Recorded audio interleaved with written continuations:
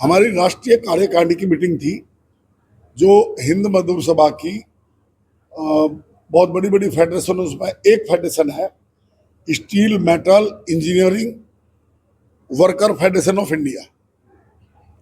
इसके अंदर जितने भी ये स्टील के और मेटल की इंडस्ट्री हैं, चाहे वो पब्लिक सेक्टर की हो चाहे प्राइवेट हो, और जो ऑटोमोबाइल इंडस्ट्री है, इंजीनियरिंग इंडस्ट्री है जैसे BHEL, CCL और दूसरी प्राइवेट सेक्टर की भी, उन सभी की यूनियन है, इसकी एफिलिएट मेंबर है।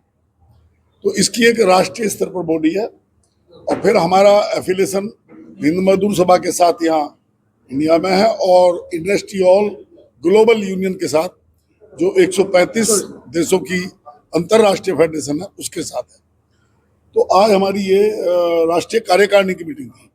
इसमें हमने इन क्षेत्रों को मैंने बताए हैं, स्टील मेटल इंजीनियरिंग में काम करने वाले कर्मचारियों का समस्याओं पर विचार विमर्श किया और इसमें जो भारत सरकार पब्लिक सेक्टर की प्रॉफिट देने वाले उद्योगों को और दूसरे जो हमारे संसाधन हैं उनको बेचने का काम कर रही है, प्राइवेट सेक्टर में दे रही है, चाहे वो कोल हो, चाहे और दूसरी माइंस हो, चाहे ये हमारे सेल के प्लांट हों, तो हमने फैसला लिया कि हम ये काम नहीं होने देंगे और अगर सरकार नहीं मानी तो हम इसके फिर संघर्ष का रास्ता अपनाएंगे।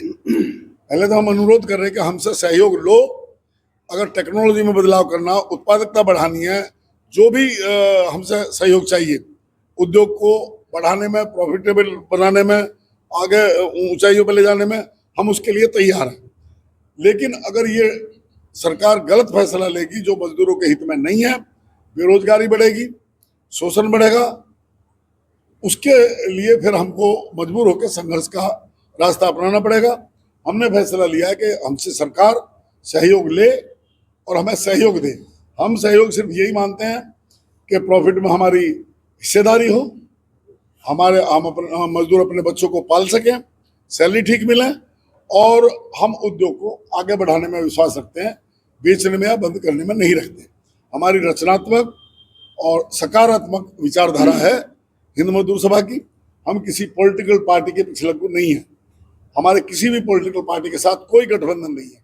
हम केवल प्योरली किसान और मजदूरों की समस्याओं का समाधान करने के लिए संघर्ष करते हैं। धन्यवाद। सरकार से कितनी प्रतिशत भागीदारी की मांग है आपकी? हाँ, एक अभी इसमें जो जरूरी बात है, सेल मैनेजमेंट भी देखेगी कहीं ना कहीं इसको, और आप लोकतंत्र का देश का चौथा पिलर है। मजदूरों के साथ सरकार को और सेल मैनेजमेंट को धोखा नहीं करना चाहिए। 5 साल बाद हमारा वेज रिवीजन हुआ था, उसमें एक एग्रीमेंट हो गया, MOU बन गया कि ये चीजें मैनेजमेंट सरकार मजदूरों को देगी टाइमली। उसमें एरियर दे दिया कुछ आधा। उसके बाद जो फैसले हुए थे तो सरकार और मैनेजमेंट मुकरने लगे।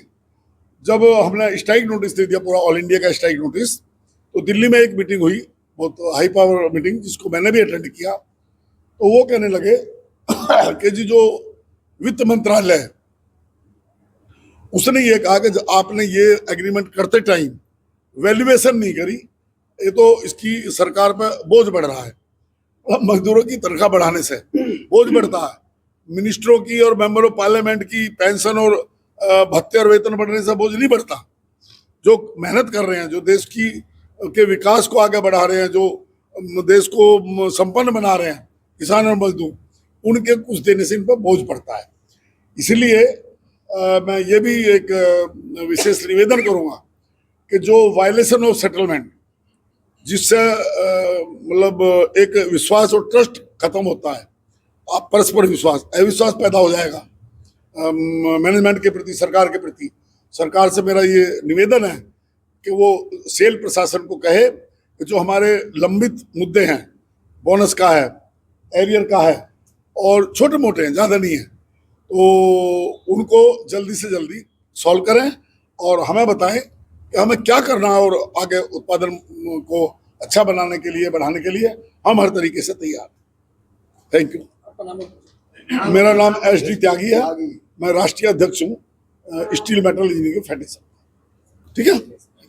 जो थोड़ावकर है, मैं स्टील मेटल और engineering workers federation of India की सेक्रेटरी हूँ और हमारे राष्ट्रीय अध्यक्ष जी ने आज आपको बताया कि हमारी यहाँ पे जो steel metal engineering workers committee की जो वर्किंग कमेटी थी वो आज थी और कई मुद्दों पे हमने चर्चा की।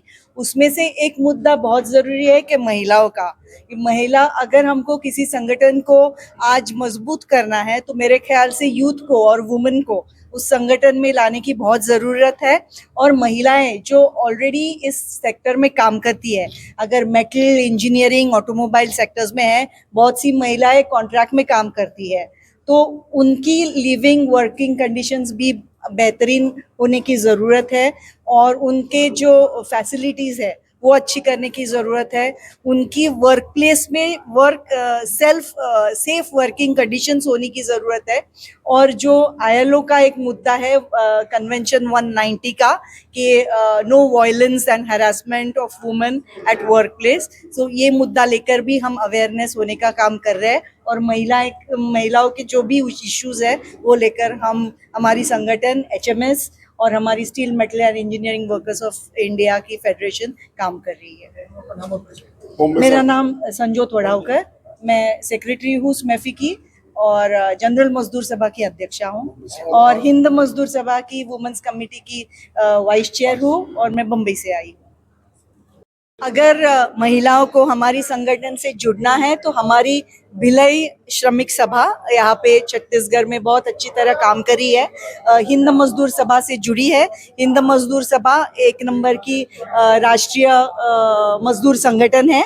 तो अगर महिलाओं को जुड़ना है हमसे तो भिलाई मजदूर सभा से कांटेक्ट कर सकती है। हमारे यहाँ भिलाई में HS मिश्रा जी और प्रमोद मिश्रा जी, ये दो नेताएं हैं, तो उनसे वो मिलकर इस ऑर्गेनाइजेशन का हिस्सा कैसे हो सकती है उसकी सब जानकारी ले सकती है। बताइए कि महिलाओं को इससे क्या फायदा? एक तो उनको अपने हक मिलने का काम होगा, क्योंकि अगर वो संगठन से जुड़ेंगी, मजदूर संगठन से जुड़ेगी और किसी जगह काम कर रही है तो उनको वेतन, अच्छा वेतन, न्यूनतम वेतन से ज्यादा वेतन होने का काम होगा। उनको और भी बाकी फैसिलिटीज है वो मिलने का काम होगा। उनको सेफ वर्किंग कंडीशंस के लिए भी उनको बहुत अच्छा प्रोटेक्शन मिलेगा।